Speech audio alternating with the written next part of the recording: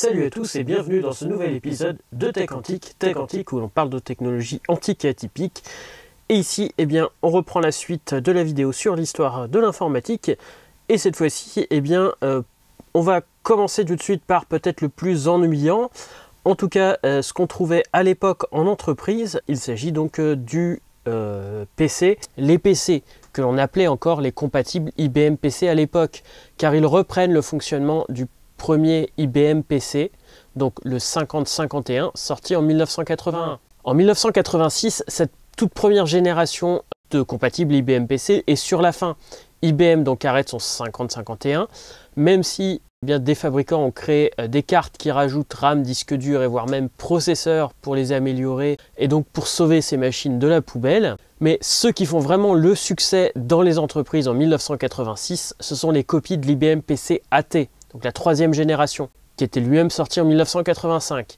Il pleut des 286 en 1986, mais ces machines n'étaient pas pour le jeu. Les PC étaient chers, encore plus les 286. Donc c'était plutôt des machines que l'on trouvait pour gérer des entreprises, faire des simulations, de la conception, des machines à minimum 20 000 francs à l'époque, quasiment 6 SMIC. Les premières interfaces graphiques, GEM et Windows, font leur apparition sur PC avec donc quelques logiciels de graphisme, de CAO et de PAO qui arrivent. Et la limite des 640 kilooctets de RAM que l'on avait avec MS-DOS commence vraiment à devenir une vraie limite avec les applications pro. Et donc on a des nouvelles cartes et des machines qui permettent d'utiliser beaucoup plus. Donc c'était à l'époque une limitation surtout pour les grosses applications pro, les bases de données, etc. La succession de l'AT arrive avec le nouveau processeur 80386 de chez Intel, mais pas encore chez IBM. Le premier donc qui commercialise une machine qui contient un 386 est compact. Censé être au minimum 2,5 fois plus rapide que les 286, il n'y a encore aucun logiciel optimisé pour. Donc selon la presse de l'époque, il vaut mieux attendre encore un peu.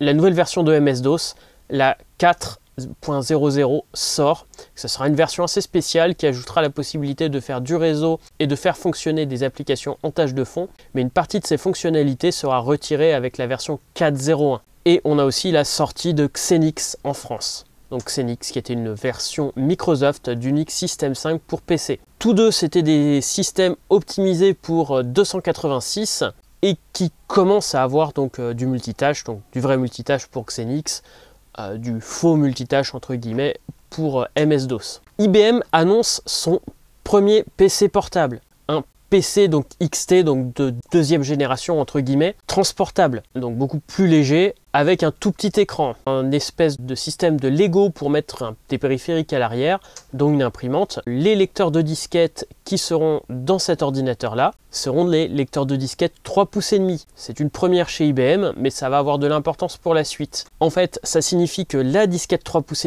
gagne la compétition des petites disquettes pour remplacer les disquettes 5 pouces 1/4. Ça se confirmera par la suite. Et donc c'est un très rare format informatique qui restera un standard pendant presque 30 ans. Chez IBM, on annonce aussi le XT286. Donc en fait, XT, c'était la deuxième génération de leurs IBM PC. 286, donc c'était la troisième génération. Donc ici, on a fait une version low cost de son PC AT, de ces machines de troisième génération. On reprend donc le design de son ancienne XT et on met une version bridée d'un ordinateur de gamme supérieure dedans. Avec pour la première fois aussi la possibilité d'y ajouter un lecteur 3,5 pouces. Toujours sur les compatibles, comme on disait à l'époque. Ici sur le guide de Noël de Science et Vie Micro de 1986, on est étonné de voir les PC, donc machines d'entreprise ennuyantes par excellence, comme je l'ai dit précédemment, dans les foyers et dans les toutes petites entreprises. D'abord avec l'occasion bien sûr, mais aussi avec l'arrivée du low cost, que d'abord chez Tandy et puis chez quelques assembleurs. On a même des machines à assembler soi-même, pas de soudure à faire, là on joue au Lego comme on le fait actuellement sur les PC gamers par exemple. Et les rumeurs, début 1986, vont bon train sur Amstrad, donc marque des machines low cost par excellence depuis 1984, qui pourrait se lancer dans le marché des compatibles. Et en septembre, c'est annoncé officiellement. Ils ont donc annoncé un compatible PC à 6 000 francs. Ça fait l'équivalent de 1 800 € en prenant en compte l'inflation. En modèle de base, donc avec écran noir et blanc et sans disque dur. Ce compatible IBM, bien que bien moins construit que son modèle, a un prix tellement bas que les entreprises doivent en fait faire des versions réduites de leurs applications pour pouvoir les vendre. Et oui, un traitement de texte ou une base de données pour IBM PC, ça coûte souvent 8000 francs ou plus, soit plus que le prix de la machine complète en fait. Donc pour pouvoir les vendre, eh bien, ils en font des versions réduites. Quelquefois, certains les appellent les versions Pocket, comme il y avait déjà eu pour ces PC en fait, mais là c'est vraiment des versions MS-DOS. Ce PC 1512 est fourni avec donc le DOS+, qui est une version compatible avec MS-DOS de Digital Research, donc ceux qui font aussi le CP/M, et de GEM, qui est en fait l'interface graphique qui est déjà utilisée dans l'Atari ST. Il est fourni aussi avec l'application GEMPaint, donc un petit logiciel de dessin, et ainsi qu'un jeu, donc Winter Games.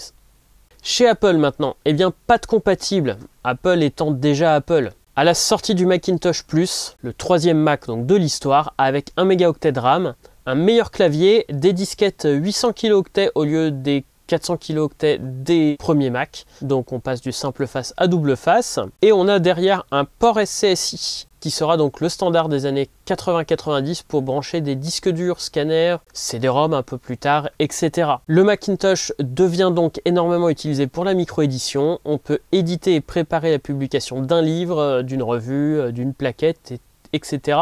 chez soi avec un simple Mac et une imprimante laser, notamment grâce à l'apparition de Aldus PageMaker, un lointain ancêtre d'InDesign. La stratégie donc commencée l'année précédente chez Apple commence à porter ses fruits sérieusement pour Apple, qui commence à faire pas mal d'argent avec ses Macintosh. Mais le Macintosh est une machine très chère, qui convient bien aux petites entreprises, mais pour les particuliers ou les créatifs, ça reste une machine inaccessible pour ce qu'elle propose. Très chère, limitée dans ses extensions possibles, machine avec petit écran noir et blanc, etc. Alors que le vieil Apple II est toujours produit, propose pour beaucoup moins cher des machines avec de la couleur, et puis des cartes pour ajouter diverses extensions comme des cartes son et d'autres choses comme ça. Donc voici le dernier projet qui a été commencé par Steve Wozniak avant son départ de chez Apple, la version 16 bits de l'Apple II, rétro-compatible, donc avec toutes les applications, il y en a énormément à l'époque. C'est le système qui a le plus d'applications,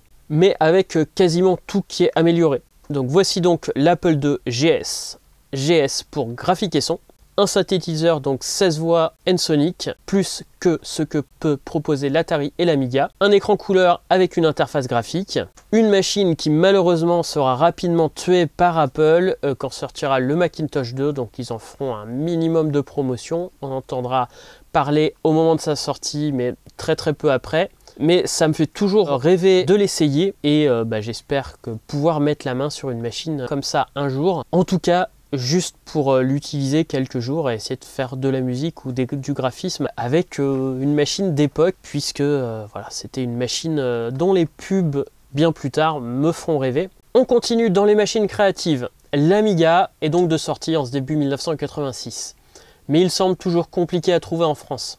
Les testeurs sont souvent conquis, mais déplorent que le système ne soit pas complètement finalisé, et le peu d'applications en ce début 1986. À la fin de l'année, les applications créatives commencent vraiment à arriver, donc comme Deluxe Paint, qui deviendra l'application de dessin, création graphique par excellence, quelques applications aussi de création musicale, d'animation, etc. Et ça deviendra une machine d'intérêt pour les effets graphiques à la télé ou autres. Les premiers jeux donc sortent aussi pour démontrer les capacités de la machine, mais il faut se souvenir qu'en cette année 1986, l'Amiga 1000, donc le premier Amiga, comme l'Apple II GS, sont quand même des machines complètes à minimum 12 000 francs sans disque dur, soit 3 500 € en comptant l'inflation. Commodore donc continue aussi de faire évoluer certaines autres machines, ces vieilles machines 8 bits, donc on a le Commodore 128D qui sort, une version bureau avec une esthétique proche de l'Amiga, mais en fait l'intérieur ça reste une simple machine 8 bits. Et puis le Commodore 64 Bread Bean, le même Commodore 64, donc avec un toucher du clavier apparemment légèrement meilleur, et puis une carte qui coûte moins cher à fabriquer. Mais sinon, ça reste des machines quasiment identiques à ce qu'on avait avant. Du côté de son grand ennemi, l'Atari ST, lui est déjà remplacé par l'Atari STF. Donc pas une grosse évolution, mais qui a lecteur de disquette intégré et surtout une disquette double phase de 800 kilooctets cette fois-ci. On apprend aussi que l'entrée de gamme qui était annoncée vraiment pas chère, le 260 ST, avec 256 kilo-octets de RAM ne sera jamais commercialisé en France, les performances n'étant pas suffisantes pour le GEM et les différentes applications. Et en fait, on diminue le prix donc du 520 STF, qui sera donc le modèle de base. Le modèle bien au-dessus au niveau prix avec 1 mégaoctet, c'est le 1040 STF, donc la version avancée. L'Atari ST donc est utilisé dès début 1986 par TF1 qui vient d'être privatisé pour ajouter des illustrations et des animations sur les programmes. L'Atari 800 XE qui fait toujours de la résistance, mais bon, ça reste une version améliorée du premier Atari, l'Atari 400. Une technologie donc des années 70 dans une boîte plus moderne qui ressemble à l'Atari ST. En restant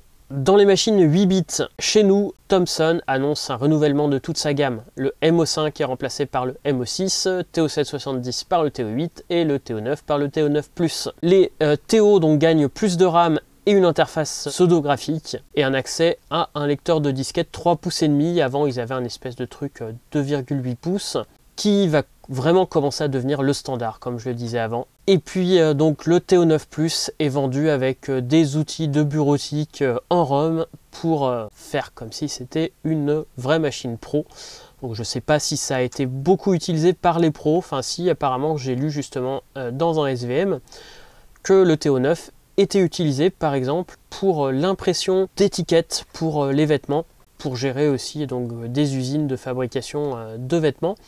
Donc c'était quand même des machines pour l'éducation au départ, mais qui étaient aussi utilisées un petit peu dans les entreprises, puisque quand il n'y avait pas besoin d'une puissance phénoménale, c'était des machines qui étaient quand même bien capables, en tout cas pour l'époque. Chez nos voisins anglais, Sinclair, qui était mal en point en 1985, se fait finalement racheter par son principal concurrent Amstrad.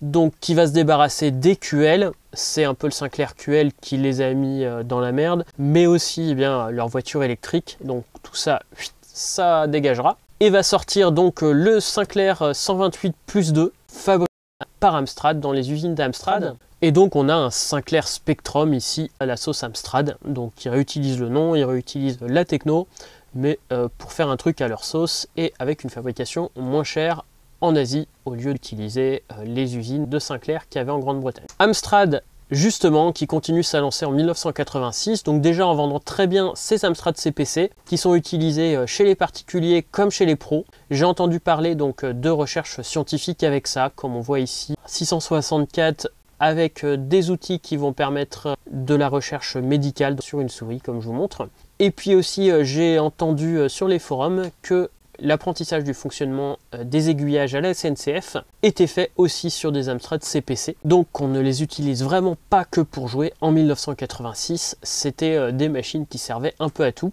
Et à la fin de l'année, comme je vous ai dit précédemment, on a l'apparition de son compatible PC. Mais aussi une deuxième machine pro dédiée au traitement de texte et à la bureautique, donc son PCW 8512. Comme donc son PC avec 512 kilo-octets de RAM, mais ici la comparaison s'arrête là. On est toujours en présence d'une machine 8 bits vraiment spécialisée dans les tâches de bureau. Donc les fonctions graphiques et les fonctions sonores sont très limitées. Et ici on a deux lecteurs de disquettes 3 pouces, dont un qui est de 700 kilo-octets. Ces lecteurs 3 pouces, justement, il y a toute une histoire en 1986, puisque donc elles sont utilisées principalement par Amstrad, mais aussi par Auric et Tatung. Elles étaient donc complètement introuvables au début de l'année, très compliquées à trouver aussi en Grande-Bretagne. En fait, il n'y avait que 2 usines qui en fabriquaient, dans une qui a eu apparemment des gros soucis, enfin un incendie d'une usine, etc.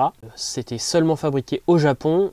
Et il y a eu tout un tas de trafic pour pouvoir utiliser donc son Amstrad et trouver une disquette pour vraiment l'utiliser. Donc les solutions, ou sur le marché noir, donc excessivement cher, ou alors eh bien, beaucoup ont retrouvé un lecteur de cassette pour leur Amstrad qui avait des disquettes. Bon on passe un peu à la génération d'en dessous. On a aussi des boîtes qui font donc des boîtiers avec dedans un lecteur 5 pouces 1 quart, puisque sur le marché officiel, quand on arrive à en trouver, une disquette 3 pouces coûtait le prix d'un paquet de 10 5 pouces 1 quart pour la même capacité. Donc même si les disquettes 5 pouces 1 quart étaient plus fragiles, pour beaucoup de monde, s'ils pouvaient se payer le lecteur de disquette 5 pouces 1 quart, voilà, la comparaison était rapide, valait mieux avoir le lecteur 5 pouces 1 quart. On reste en Grande-Bretagne Auric, une marque anglaise d'ordinateur qui était mal en point en 1985, donc dépose le bilan et se fera racheter par Eureka, son importateur français, et va sortir le Telestrat, donc sur les bases de sa machine Stratos qui était sortie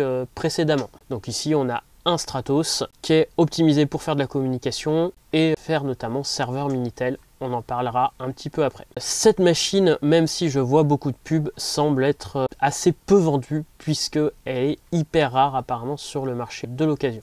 Toujours en Grande-Bretagne, Acorn, qui est donc la grosse société, plus ou moins l'équivalent de Thomson, qui fournit tous les systèmes scolaires, etc., sort en février son BBC Master qui utilisera cette fois-ci le 65HC12 au lieu du 6502, donc qui est 3 fois plus rapide et avec 128 kilo-octets de RAM. Cette machine donc a été faite pour pouvoir récupérer différentes extensions et faire fonctionner des systèmes divers. Donc on peut rajouter des processeurs directement sur la machine et faire fonctionner en parallèle MS-DOS, CCPM par exemple. Cette machine, je ne sais pas si elle s'est bien vendue en Grande-Bretagne, mais en tout cas elle sera très peu vendue en France. Et enfin, pour les MSX, le standard pour les machines 8 bits qui avait été propulsé par Microsoft Japon, ça sent pas très bon. Bill Gates donc n'y croit plus du tout, alors que l'année précédente, c'était pour lui l'avenir des ordinateurs individuels. Mais chez Sony et Philips, eh bien on sort quand même des belles machines au standard MSX2, dont des machines orientées pro pour la vidéo et la créativité. On a même donc un MSX qui va être principalement utilisé avec un lecteur de vidéodisque pour servir pour des musées et des bases documentaires à pouvoir accéder directement à des photos. Donc la machine peut contrôler donc un lecteur de vidéodisque qui stocke des photos. Ces machines, même si j'ai eu comme remarque sur la dernière vidéo que l'informatique personnelle, c'est-à-dire les petits ordinateurs qu'on pouvait trouver chez nous ou dans les petites entreprises, ne servaient qu'au jeu, c'était très loin d'être le cas à l'époque. Ça pouvait servir à l'apprentissage, mais les machines 8 bits, on les utilisait pour faire de la compta dans les entreprises, éditer des factures, faire de la gestion de stock, du traitement de texte et même de la conception 3D. C'est sûr que maintenant, une petite calculatrice fera mieux que ça, mais à l'époque, on faisait énormément de choses avec ce genre de machine. C'est sûr que c'était aussi utilisé pour les jeux, mais c'était loin d'être une majorité de ce genre de machine. Donc justement, pour les calculatrices, donc la puissance de calcul qui était encore réservée aux gros ordinateurs quelques années auparavant, ça devient une calculatrice scientifique programmable, voire graphique, accessible aux lycéens, et ça commence franchement à débattre de l'utilisation de ces ordinateurs de poche aux examens. Pour revenir donc au système un peu plus gros, eh bien les disques optiques, il y avait plusieurs systèmes de disques optiques non compatibles entre eux, mais le principal étant le CD-ROM. Donc là, on a plusieurs réunions pour faire une norme. Donc la norme, ça va être des disques de 550 mégaoctets pour archiver des grosses bases de données, d'images et autres. Le CD-ROM sera pour le moment seulement en lecture seule, hein. Il faut des usines comme les usines de CD audio pour les graver. La première machine accessible de Philips qui est commercialisée, donc je ne dis pas une machine grand public, hein, ça reste une machine pro chère, donc ce qui permet d'accéder à des grosses banques de données très facilement donc pour l'époque. Pour les semi-conducteurs, on commence à voir donc les processeurs RISC. Donc beaucoup de grosses entreprises tentent de créer leurs processeurs. Donc en effet, les processeurs RISC, donc à l'inverse du CISC, sont des processeurs simplifiés avec peu d'instructions, mais chaque instruction s'effectue rapidement et à la même vitesse. Et parmi ces concepteurs de RISC, on avait notamment Acorn avec donc sa première Acorn RISC Machine. Donc là, le premier processeur ARM était né. Les recherches ont eu lieu l'année précédente en 1985. On a entendu parler dans la littérature qu'à partir de 1986. Et encore, c'est vraiment sur le petit article en bas de page. IBM sort aussi donc sa première station de travail à processeur RISC, le RTPC. Une machine donc révolutionnaire pour l'époque, mais qui ne connaîtra pas vraiment de succès. Seulement 27 000 machines ont été vendues en 5 ans. Cette machine donc était vraiment une station de travail pour les scientifiques, rapide, fonctionnant donc sous Unix, donc version Unix d'IBM AX, mais avec un fonctionnement bien spécifique. Donc c'était le début des risques, comme je vous le disais, et tous les grands constructeurs, donc IBM, HP, Acorn, etc., faisaient des recherches dessus. On a en France bien aussi des recherches pour concevoir son propre microprocesseur, microcontrôleur français, et on commence à penser à concevoir des machines spécifiquement dédié pour l'intelligence artificielle. En programmation, on a la nouvelle version donc de Turbo Pascal, la version 3 qui arrive en France. Donc s'il y a bien un langage de programmation que l'on trouvait partout dans les années 80 et qui était portable et de plus bas niveau que le BASIC, c'était le Pascal. Beaucoup d'applications pro et même certains jeux ont été développés avec ça. C'était un peu le standard de l'époque pour développer facilement une application optimisée avec plusieurs systèmes. Et de son côté, eh bien, chez Microsoft, on a le Quick Basic 2 qui est aussi de sortie et qui permet d'utiliser entre autres des fonctions et donc d'avoir un code beaucoup plus propre en BASIC. Ces deux compilateurs donc apportent beaucoup d'aide aux développeurs de l'époque, beaucoup de petits trucs qui vont, comme par exemple surligner les erreurs, qui vont vraiment aider le programmeur, ce qui nous paraît acquis aujourd'hui quand on développe, eh ben, ne l'était pas vraiment à l'époque. On parle aussi en 1986 du C qui va remplacer donc le Pascal et le BASIC. Ils ont eu plutôt raison, même s'il y a eu aussi le concept objet qui va en rajouter une couche, mais bon bah ça fera l'objet de prochaines vidéos. Ce qu'on fait avec l'informatique évolue vraiment dans ces années-là. On commence à entendre parler donc d'intelligence artificielle, de systèmes experts, d'aide à la conduite de voitures et de navigation de bateaux, toutes ces choses-là qui maintenant sont présentes partout. Eh bien à l'époque, c'était vraiment le moment où on faisait toutes les recherches là-dessus et qu'on les mettait en place en fait.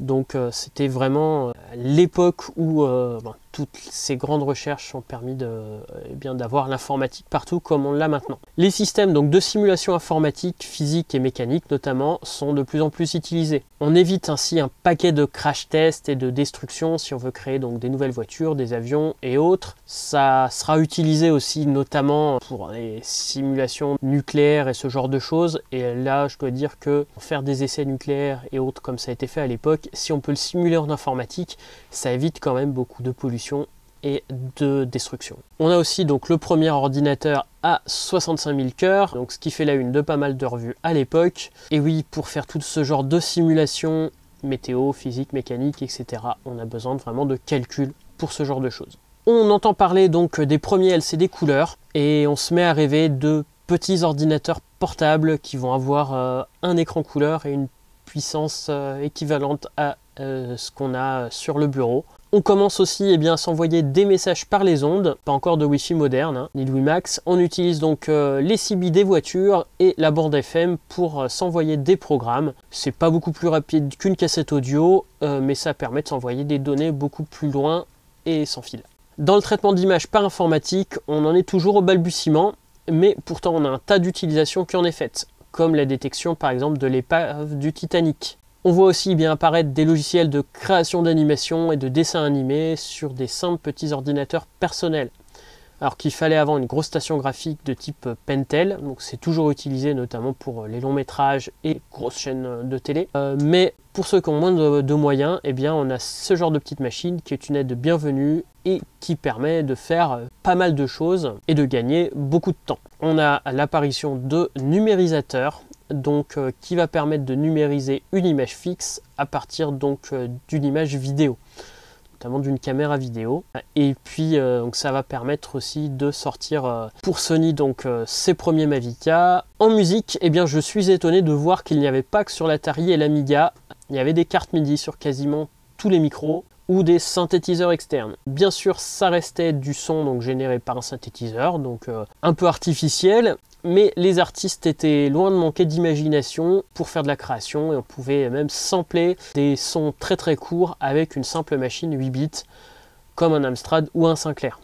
Les réseaux donc ne sont pas en reste avec le Minitel d'un côté où beaucoup de serveurs font leurs apparitions et les micro-serveurs chez les particuliers qui sont souvent donc des petits micro-ordinateurs qui vont stocker les pages et vont faire la partie intelligence entre guillemets, base de données, un peu comme nos sites web de maintenant. Mais aussi on a l'apparition des réseaux locaux qui sont de plus en plus présents dans les entreprises donc pour partager les documents, mais aussi la gestion de stock et autres. Et les grosses bases de données prennent de plus en plus d'importance, qu'on soit donc de moins en moins une entreprise sans l'informatique pour tout ça. Et on commence à s'imaginer plus loin, comme l'utilisation de la visioconférence. Et puis on revient sur la partie plus personnelle. Je l'ai dit plusieurs fois, je suis pas forcément un gros joueur, mais pour les jeux, plusieurs jeux iconiques sont sortis cette année-là, notamment La Légende de Zelda et Metroid, mais aussi 5e Axe, Arkanoid, Arctic Fox, Bubble Bobble, Castlevania, Dragon Quest, Ikari Warrior, Outrun, Sapiens.